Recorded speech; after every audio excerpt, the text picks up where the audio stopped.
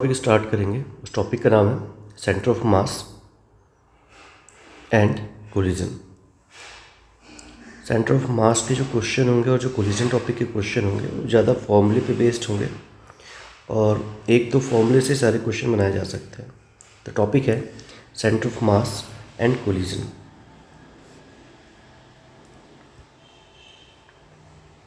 तो पहला क्वेश्चन देखिए। पहले क्वेश्चन में क्या पूछा है? A body of mass 4m moves with a speed collides with another body of mass 2m at the rest. The collision is head-on and elastic nature. After collision मतलब energy कितना loss होगा वो निकाली। तो इनिशियल एनर्जी निकालेंगे, final energy निकालेंगे, दोनों को माइनस करने पे आंसर मिल जाएगा। ठीक है। तो जब भी कोलिजन का क्वेश्चन होता है तो एक तरीका होता है कि फॉर्मूला याद कर लीजिए। ठीक। तो फॉर्मूला क्या होता है? पहला फॉर्मूला बोलेगा कि वेलोसिटी v1, ठीक है, velocity v1 is equals to m1 minus m2 upon m1 plus m2 into u. ये फॉर्मूला कब लगेगा?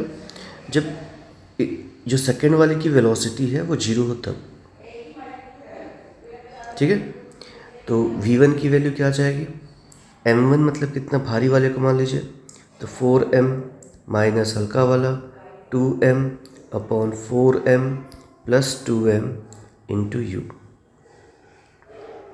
तो आंसर आ जाएगा 2mu upon 6m equals to u/3। m से m कटेगा तो u/3 आंसर आ जाएगा। ठीक है। ऐसे ही करके हम ये निकल गया, कौन सी वेलोसिटी निकल गई? सेकंड वाले पार्टिकल की वेलोसिटी निकल गई। अब इसी कॉन्सेप्ट को यूज़ करके हम लोग निकालेंगे काइनेटिक एनर्जी पहले कितनी थी, काइनेटिक एनर्जी बाद में कितनी होगा, दोनों का रेशियो कितना हो जाएगा। तो काइनेटिक एनर्जी इनिशियल कितना निकलेगा? हाफ mu², और सेकेंड वाला पार्टिकल रेस्ट में था। फिर काइनेटिक एनर्जी फाइनल E2 वो क्या हो जाएगा? वेलोसिटी इतनी हो गई है तो हाफ का हाफ m।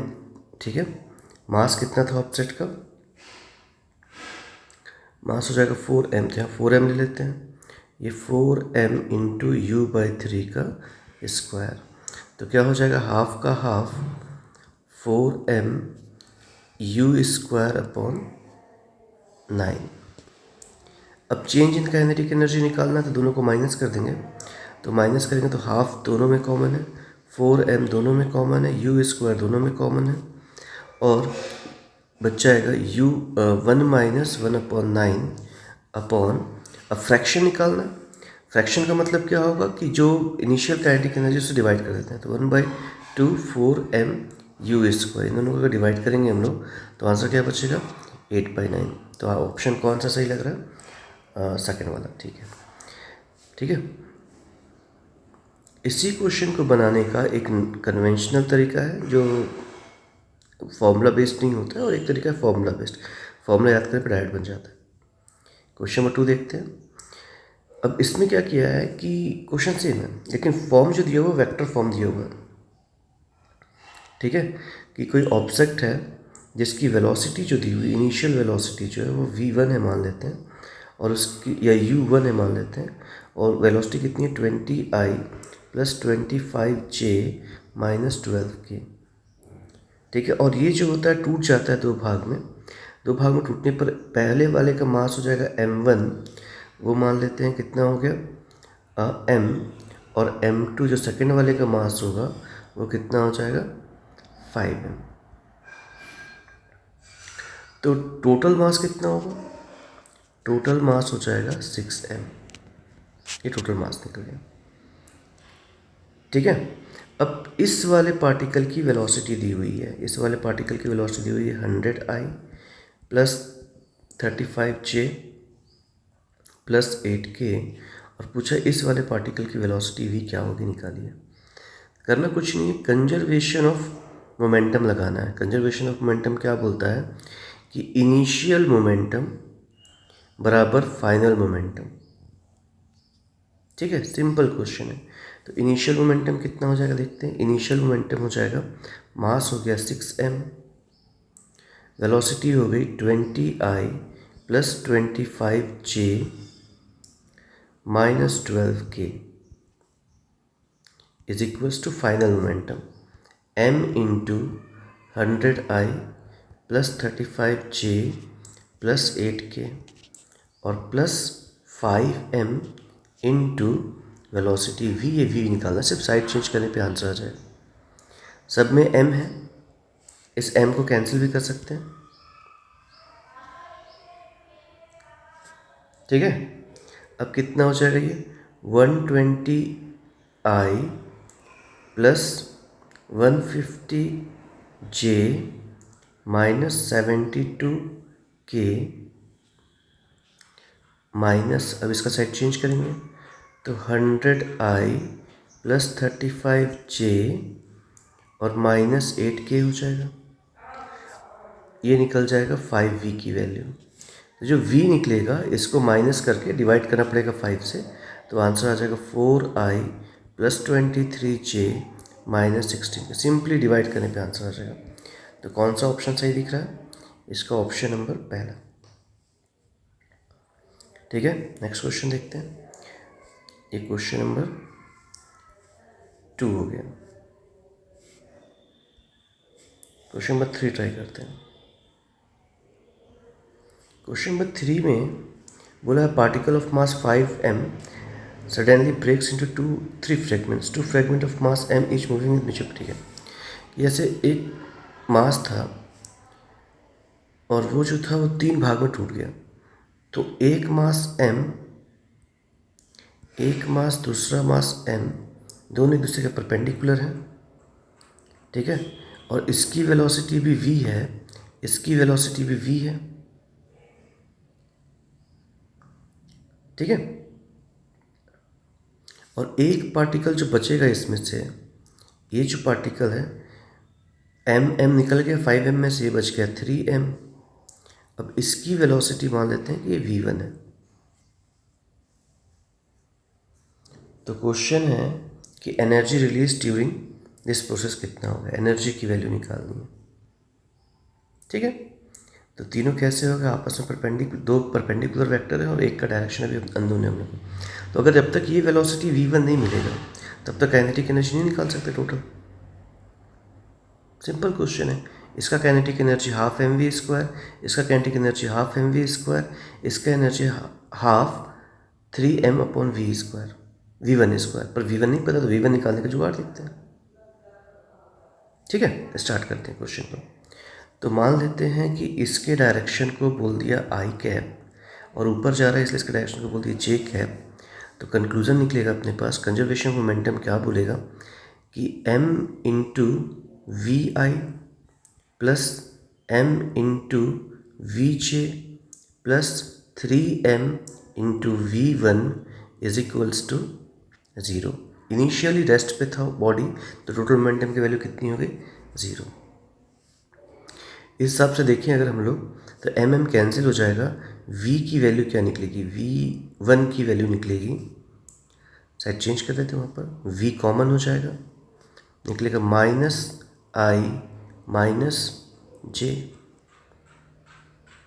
और ये जो 3 इंटू में है यहाँ 3 होगा, साइड चेंज करेंगे तो v की वैल्यू कितनी निकल जाएगी, v1 की वैल्यू निकल जाएगी v/3 माइनस आई माइनस जे, ठीक है। अब क्वेश्चन हो गया कि इस v1 की वैल्यू कितनी है, मैग्नीट्यूड चाहिए सिर्फ। तो v1 का स्क्वायर इज इक्वल्स टू इसका स्क्वायर ले लेंगे, तो क्या हो जाएगा v/3 का स्क्वायर प्लस v/3 का स्क्वायर, यहाँ भी स्क्वायर यहाँ भी स्क्वायर, तो v/9 तो 2v²/9 आ गया। ये v1 का स्क्वायर निकल गया। अब काइनेटिक एनर्जी निकाल सकते हैं। काइनेटिक एनर्जी कैसे निकालेंगे, तो पहला हो जाएगा काइनेटिक एनर्जी का फॉर्मूला क्या होता है, तो हाफ mv² प्लस दूसरे वाले का हाफ mv², और तीसरा वाला भी निकाल के दिखा चुके हैं, तो उसकी वैल्यू निकली है 3m मास था इंटू 2v²/9।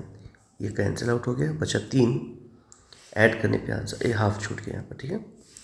तो हाफ कॉमन, mv² कॉमन, यहाँ बचेगा 1 + 1 + 2/3, 1/2 mv² इंटू ये हो जाएगा 6 + 2 मतलब 8/3। कैंसिल आउट कर देंगे तो 4 बचेगा, तो 4/3 mv²। आंसर क्या है? 4/3 mv², मतलब फोर्थ ऑप्शन सही है।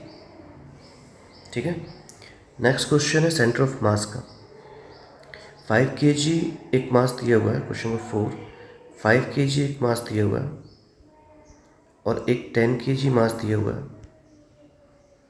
और पूछा है कि दोनों का सेंटर ऑफ मास क्या होगा जब इस लेंथ की वैल्यू 1 मीटर है। ठीक है। Centre of mass of system from 5 kg। तो जहाँ से बोलेगा सेंटर ऑफ मास निकालने के लिए उसको ओरिजिन मान लेंगे।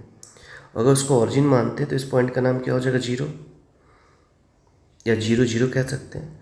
और इस पॉइंट का यहाँ इस ये वाला डिस्टेंस 1 है, तो इस पॉइंट का नाम हो जाएगा 1 0। तो सेंटर ऑफ मास का फॉर्मूला क्या होता है? R centre of mass is equals to होता है m1r1 plus m2r2 upon m1 plus m2, और जितने मासेस होंगे ऐसे बढ़ा सकते हैं इसको। इस क्वेश्चन में आर सेंटर ऑफ मास निकालना था। m1 पहला वाला मास 5 इंटू पोजिशन 0, m2 मास कितना है 10 और पोजीशन है 1 अपॉन 5 + 10 मास का सम। तो आंसर आ जाएगा 10/15। ठीक है। और 10/15 का मतलब हो जाएगा ये हो जाएगा मीटर में। इसको जब सेंटीमीटर में चेंज करेंगे तो 1000/15 सेंटीमीटर हो जाएगा। कैंसिल आउट करेंगे तो 67 आंसर आ जाएगा। 66.66 मतलब 67। तो कौन सा ऑप्शन सही है इसका? Option number 4। नेक्स्ट क्वेश्चन देखते हैं। नेक्स्ट क्वेश्चन में सेंटर ऑफ मास का ही है, सेम क्वेश्चन है। क्वेश्चन में पूछा है कि 3 ऐसे मासेस हैं, एक मास है m, दूसरा मास है m और तीसरा मास भी है m, और ये डिस्टेंस दिया है 2 मीटर, ये डिस्टेंस दिया है 2 मीटर। पूछा है कि सेंटर ऑफ मास का फॉर्मूला बताइए, सेंटर ऑफ मास निकाल के बताइए। तो इस जो पॉइंट है इसका कोऑर्डिनेट क्या होगा? x में 0, y में 2। इस कोऑर्डिनेट का नाम क्या होगा? 2 0। ठीक है। और इस पॉइंट का नाम क्या होगा? 0 0। ठीक है। तो सेंटर ऑफ मास का फॉर्मूला क्या होता है? m1r1 plus m2r2 plus m3r3 upon m1 plus m2 plus m3। 3 masses, तो 3 पर निकालते हैं फॉर्मूला। तो पहला वाला मास कितना है मान लेते हैं ऊपर वाले। अच्छा, इसमें ऑरिजिन सेट कर लेते हैं। इसको ऑरिजिन सेट किया क्योंकि इसके रिस्पेक्ट में पूछा है। तो पहला वाला मास हो जाएगा m और पॉइंट का नाम हो जाएगा 0i, x की वैल्यू 0 है, और 2j plus m into second वाला मास इसको मान लेते हैं तो 0i plus 0j plus third वाला मास क्या हो जाएगा? m ही है वो भी, और ये 2i plus 0j divided by m plus m plus m। अगर सिंप्लीफाई करते हैं इसको तो ये हो जाएगा m 2mj plus 2mi upon 3m। m को कैंसिल करने पे आंसर मिल जाएगा 2/3i प्लस j। ठीक है, मतलब आंसर नंबर 3। समझ में कैसे बनाए? एकदम सेम क्वेश्चन, इससे पहले वाला भी था। क्वेश्चन में कोई अंतर नहीं है, बनाने का तरीका सेम है। फिर से क्वेश्चन वही है कि 2 ऑब्जेक्ट हैं, एक का मास है 10 kg। फिर सेंटर ऑफ मास क्वेश्चन, एक का मास है 10 kg, एक का मास है 20 kg, और दोनों के बीच का डिस्टेंस दिया हुआ 10 मीटर। ठीक है, दोनों के बीच का डिस्टेंस कितना दिया हुआ है? 10 मीटर। और पूछा है कि सेंटर ऑफ मास निकालिए 10 kg के साइड से। तो जहाँ पर दिया होगा उसको ऑरिजिन मान लेंगे, 0 0 हो जाएगा, और इसमें x की वैल्यू 10 है और y की वैल्यू 0, तो इस पॉइंट का नाम 10 0 हो जाएगा। अब पूछा सेंटर ऑफ मास कहाँ पर होगा। ठीक है, तो कैसे बनाएंगे सेंटर ऑफ मास का?